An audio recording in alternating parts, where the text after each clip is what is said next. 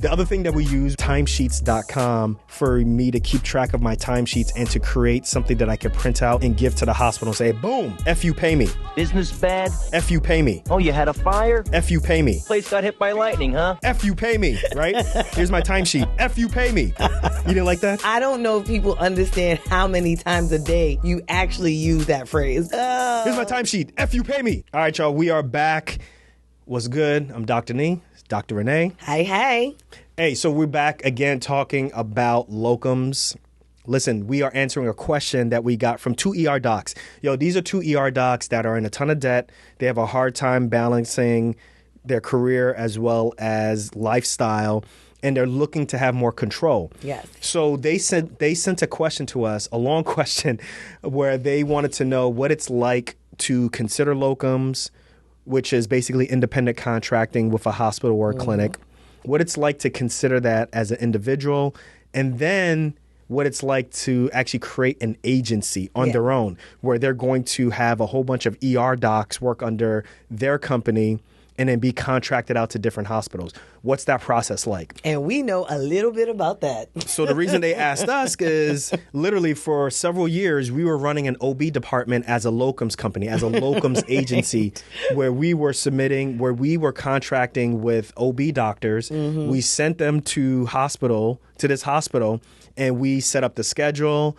We did all the negotiation of the rates with the hospital and the docs. We paid them. We did the 1099s. We did the timesheets. We did all of those different things.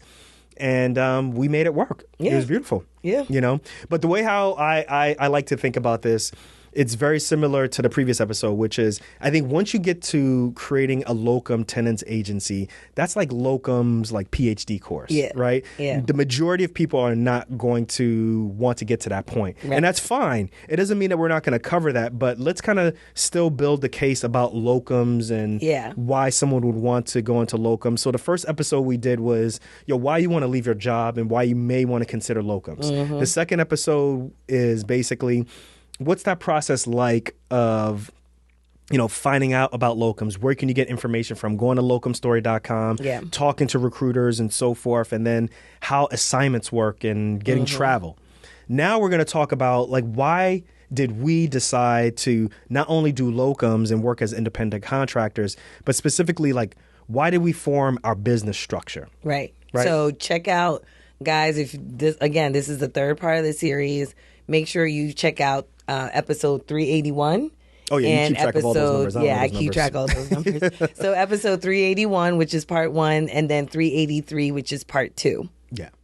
So that, in essence, is, or now we're basically at the point where okay, we probably should consider forming some type of business structure. And the reason why is when you're doing locums, as an independent contractor, you're getting paid, for example, I was getting paid as Nii Darko, my social security number and all those different things, and I get paid. And that is, in its most basic sense, is what you consider someone to be a sole proprietor. Right. Everything from the profits of what you work gets put into your personal taxes and all of that stuff. Yeah. It's very simple to handle that. There's no more paperwork you need to fill out. There's not much additional work you need to do on your taxes. You can still probably just use TurboTax and you'll be fine. That's the best part. That's the great part. But the problem is, and that was the major issue for me, is when you're a sole proprietor, you get all the profits, but also there's no separation between what you do from a business standpoint and what happens to you personally. Right. So my biggest fear is that if someone wants to sue me, right, for what I do from a locum standpoint, not only do they have access to sue me, from a medical malpractice standpoint, they might be able to get towards my personal funds. And as a sole proprietor, there's no difference. And they can get access to that. You're liable for all of that. Yeah. So that's when I started doing more research and saying, you know what? Maybe we should form some type of legal entity so that what we do professionally just keeps us at arm's length. Stays professional, and you really can't touch our piggy bank, which has 50 cents in it. At that time. I need that money. So we did something that's called, or I did the research on something called being a limited liability corporation, or LLC. Yeah.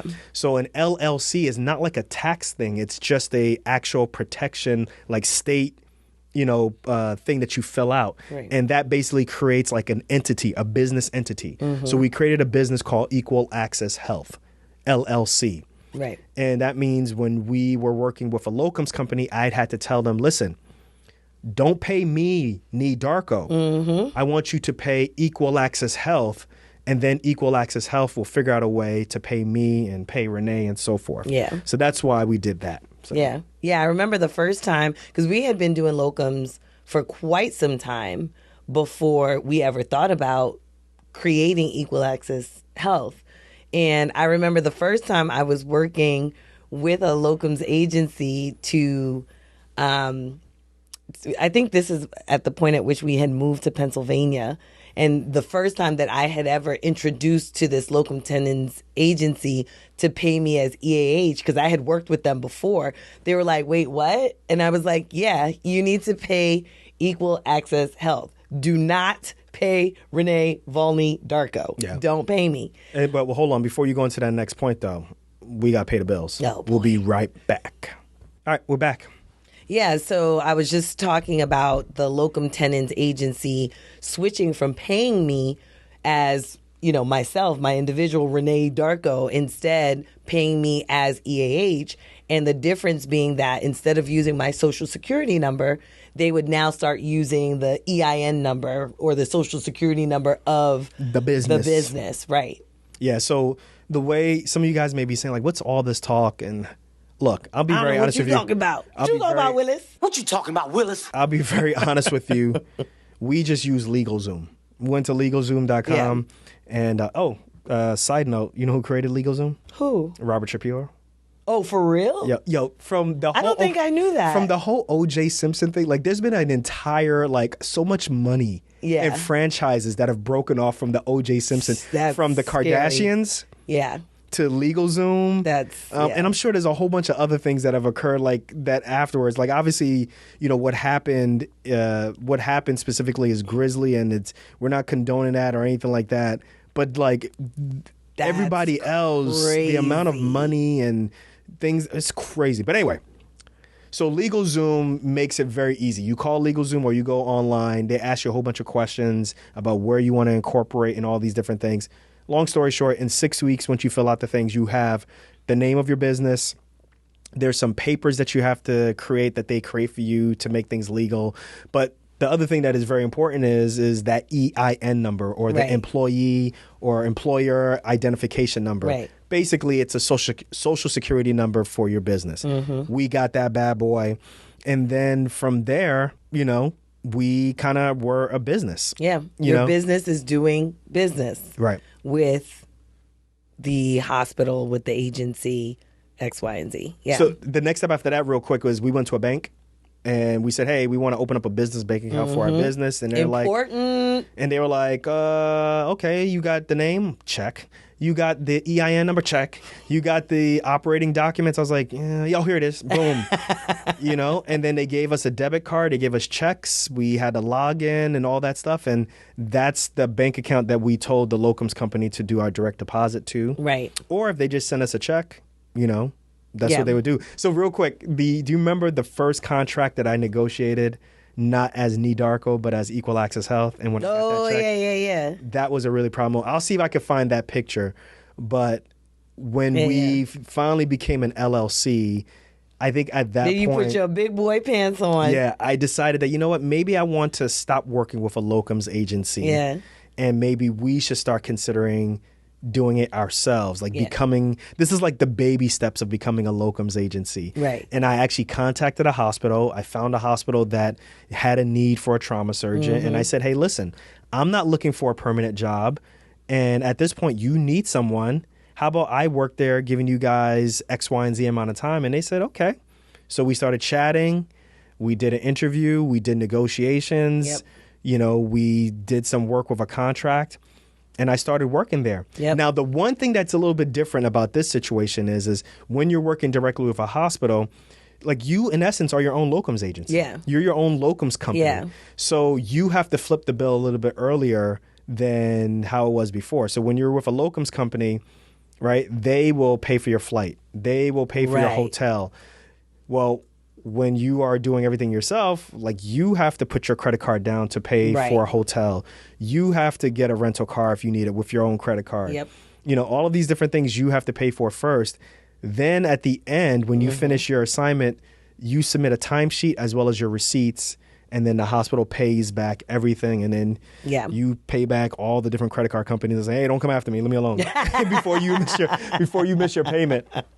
But that's kind of how it works and stuff. So I think one of the specific questions that they asked was, well, what are the tools that you kind of used when you became a locums? And very quickly, you know, I used LegalZoom, which took about 6 weeks to get all of the paperwork done with incorporating and everything. We got a bank account with a bank name on it. We got an EIN number, right? Then remember we decided to get a letterhead, right? Like we created a company. It's like we might as well create like some type of letterhead or have some type of logo. You need a logo, right? That's what we thought. You don't. So let me just tell you, like, first of all, we used 99 Designs, which I don't think actually is in. Yeah, 99 Designs doesn't exist anymore. No. I think they got bought out by something else. But anyway, and so we're sitting there thinking we need a logo.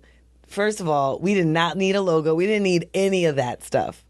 Because we weren't, it wasn't like we were, you know, a company that was going to be advertising and doing all of that. So if you're thinking, you know, you want to start an LLC to be a locums, you know, company yourself, you do not need a logo.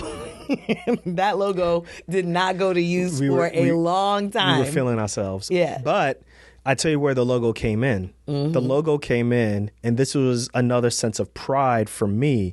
The logo came in remember when I just described what it was like to work, to negotiate my first contract as Equal Access Health. Right. When I walked into that hospital, I had a white coat that had the logo of my company on there. Yes, that's true. That is one of the more liberating experiences I ever had, right? Because most people, when you are at a hospital, if you're a patient or if you just happen to be a passerby, you just see everybody either has scrubs that have the logo of that hospital or has a white coat that has the logo of that hospital. But now you see this guy who's coming in has his name on it, has a different logo on it, and it's like, whoa, that's interesting. Yeah, it's kind of like almost having like your own private practice, right? Because private practice docs come in and they have their own white coats. They don't necessarily wear the white coat with the hospital's logo. So it's really like having this kind of, I don't even want to say pseudo, because it really is your own private practice. Yeah. Like, how about this? Let's take a quick break and I'm going to let you know how I feel about that a little bit more. Hold up. Before we continue, to all my day ones, and you know each and every one of you who you are, thank you for rolling with the show from jump. And to the new listeners, welcome. What's good? Where y'all been? I want y'all to stay a while. All right. So look, I'm trying to build a community here and I need your help. So with whatever app you're listening to this show right now, I want you to click the subscribe button. Then I want you to go over to Apple Podcasts and I want you to rate and review the show. And you may be asking, how does this help? The way how it helps is by helping the show to grow and rise up in the rankings so that it's easier for new people to discover the show. Now, what's in it for you is at least once a week, I'm going to be going through these reviews. I'm going to pick a lucky reviewer and I'm going to give that person an opportunity to have a 15-minute session with me where we could talk about anything from personal finance, getting your money right, to just shooting the you-know-what about the show. So listen, remember, all I need you to do is subscribe and then rate and review this show on Apple Podcasts. Let's get on with the episode. Peace.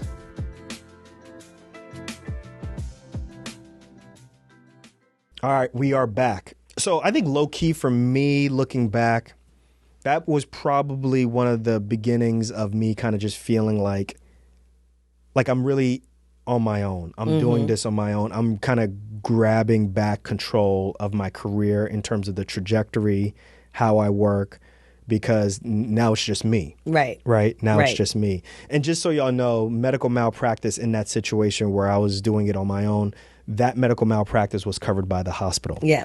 And I had an occurrence-based type of malpractice coverage. We can get into that later on. But the key thing is I had an occurrence-based medical malpractice. I didn't have to worry about tail insurance or anything like that. Yeah. But I just felt like I was feeling myself, yo. Yeah. I had a real nice white coat, but that was me. I represented myself. I represented my dreams. Like all of the things with autonomy was what I wanted. And that started with me having a logo. Yeah. But for you guys listening, you don't need to get a logo. You don't need a logo. Don't need a logo.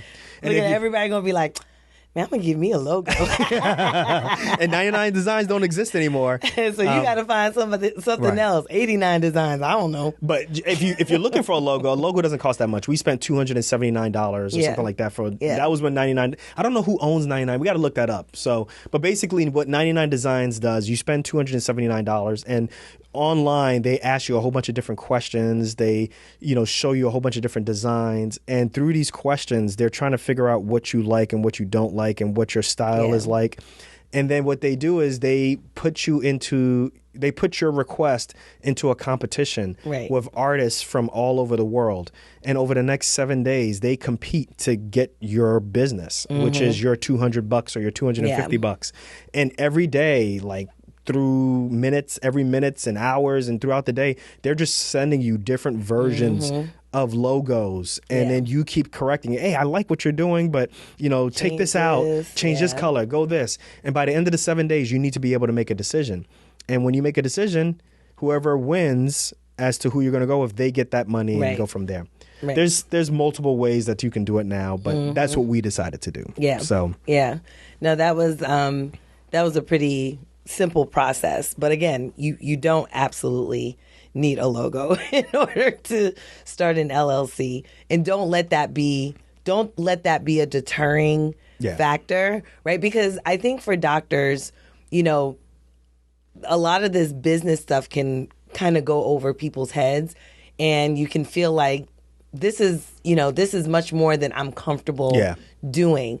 Don't allow that to deter you, and realize that the benefit of starting the LLC is that you're going to be at arm's length, from your, from the liability of what you're doing as a locum tenens. Basically, if I don't understand it, I could pay someone to do it. And it's like, you got to be careful of that, guys. Right. You got to remember, the way how I like to describe it is, you got to remember, once you went into medical school, and really, once you graduated and became a resident, there's a target on your money. And your money, and the people who are looking at your money can either be, depending on who it is, could be financial advisors, it could be insurance salesmen, it can sometimes even be family. Yep. So you got to do as much as you can to realize that you're not just a piggy bank for all of these different people. Yeah. So I agree with what you're saying. It's not just, well, I don't understand that, I'll just pay someone. You got to do the work for it. Yeah. But the other thing that we use timesheets.com, which is a very simple, quick, online, free website to keep track of your time, right? So, if you say you worked from 7 a.m. to 7 p.m. and you did that for 7 days in a row, or you did overtime, basically timesheets.com, I think, made it very easy and quick for me to keep track of my timesheets and to create something that I could print out and give to the hospital and say, boom, this is what I worked. F you, pay me. Business bad? You pay me. Oh, you had a fire? You pay me. Place got hit by lightning, huh? You pay me. Right? Remember from Goodfellas? F you, pay me, right? Here's my timesheet. F you, pay me, right? Right? They make it really easy. But nowadays, like, you got QuickBooks. QuickBooks has a way to keep track of time. You didn't like that? Here's my timesheet. F you, pay me, right? I don't know if people understand how many times a day you actually use that phrase, but okay. It's true, man. It's from Goodfellas. Go watch Goodfellas. So we use that to keep track of our time. And then the other thing, too, remember we talked about, if you're using your own car, because that's what I was using. Right. If you're using your own car, you want to keep track of mileage. That's hard, though, sometimes. It is, right? yeah. So I use something called Mile IQ. Mile IQ, basically, this is a stalker's dream, but Mile IQ, it goes on your phone. It's an app that goes on your phone, and it tracks everywhere you go. It tracks when the car stops and when the car, starts, whatever it is. But basically, by the end of the day, it knows how many stops you've made. And then on the app, it gives you a graphical interface where you could swipe left or swipe right. It's like Tinder for business expenses, right? And it knows, well, if you drove to Office Depot... You don't look good. If you drove to Office Depot, was that a personal trip or was that a business trip? And you just swipe left for personal and right for business. So if you took a long trip to get to your locums, it'll say, okay, this long trip that you did, do you want to make that a business trip or do you want to make that a personal trip? Those are the things that we did and stuff. And Yeah. It was very simple. Like I said, this is like the baby steps of us becoming an agency. The next episodes, we'll talk about that. But that's, in essence, the reason why we said, okay, not only are we doing locums, but now we're going to set up a business structure that separates, what we do in the hospital from our personal expenses. Right. That was huge for us. And then that was some of the steps that we took to kind of protect ourselves. Yeah. So, but I'll tell you right now, like, besides the white coat, the biggest thing that I really also liked was just the whole notion of when I'm available versus not available. Yeah. Like if a hospital just out of the blue just says, hey, we know that you're working here for 3 weeks. Can you do like an additional 2 more days? And it's just like, no, I can't do it. Yeah. And that's it. Yeah. Like there's no hard feeling, or at least it's like I'm not available. Or, just in general, we need an emergency right now. Can you come? Right. No. Yeah. Or yes. Right. That feeling is great. One of the things we should say also is if you're going to contract directly with a hospital, you should definitely get someone to look over the contract or create the contract for you, an attorney. You do need somebody to create something for you. We were of the mindset that we did not want to get the hospital to give us a contract. Because as an independent contractor, I mean, if you think about it, right? Like anybody that you hire, right? Let's say you hire a event planner, right? If you hired an event planner for an event that you're going to do, you don't give the event planner a contract, right? They give you a proposal and a contract. So, there are times when you try to contract directly with the hospital and the hospital will say, okay, here's our contract. And it's like, no. We will give you our contract. And so it's going to be really important, for whatever you choose, whether you choose to take the hospital's contract, which I don't recommend personally, or you choose to give the hospital a contract, have somebody look over and or draft that contract for you. It's well worth the investment, guys, to have like your own contract. Even if you decide that, I'm going to take the first contract that's given to me with a hospital. You get it redlined and you get it evaluated by a hospital or by a lawyer, and then you give it back to the hospital and you guys agree with that, right? Right. Even if you do that, and then let's say you want to work with another hospital, you take that other contract and then you just kind of change things up and really make it your own. So you can do that also. Because I think that's a holdup. People are like, I don't even know where to start with a contract. Right. It's like, well, you could do that. You can start with one really quickly, make sure you get what you want, and then the next one, you just kind of modify it significantly so that you get exactly what you want from that standpoint. Keep tweaking it. Yeah, that's what we've done. What we giving people at the end? What we giving people at the end? With this? Let's see. What should I give people at the end? I think let's give everybody a little one-pager on how to start an LLC. Yeah, that's right, important. as a locums. I think that'll be something that you guys will have as a benefit to you, so that you can just understand the steps are really easy, especially if you use something like LegalZoom, that basically all you need to do is go on and fill out some information and pay, a quick fee. But that's what we'll do. The link will be in the show notes. You give us your information and we will send you a quick one-pager on starting an LLC as a locum tenens. All right, y'all. Listen, for everyone who is listening and this is going over your head, text us. If you have any further questions, let us know what's going on. I know what it's like, particularly if you're in a situation and you don't really understand all this stuff and you're like, it just keeps going over my head. Text us with some questions. As you can see, the 2 ER docs, they let us know what the questions they had, and they had some specific questions. They had 13 bullet points. Ladies. We going through, talk about type A+, right? We're going through all of those things right now. But these are things that, listen, we know what it's like to be a resident. We remember what it's like to be a young attendant. We remember what it's like to be frustrated with being employed. We here for you. We just like y'all. We've been through all of this situations. So let us know what you guys think. Let us know if you have any questions. Let us know if you need anything clarified. And, we'll keep it funky. Funky. Everybody clap your hands. All right.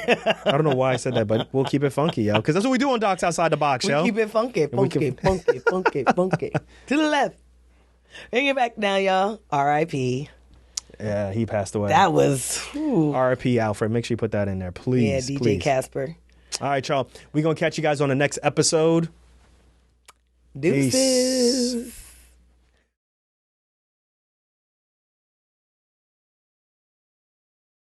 Mild IQ, basically, this is a stalker's dream, but mild IQ. Help me, Alfred. I'll blink twice if I need help.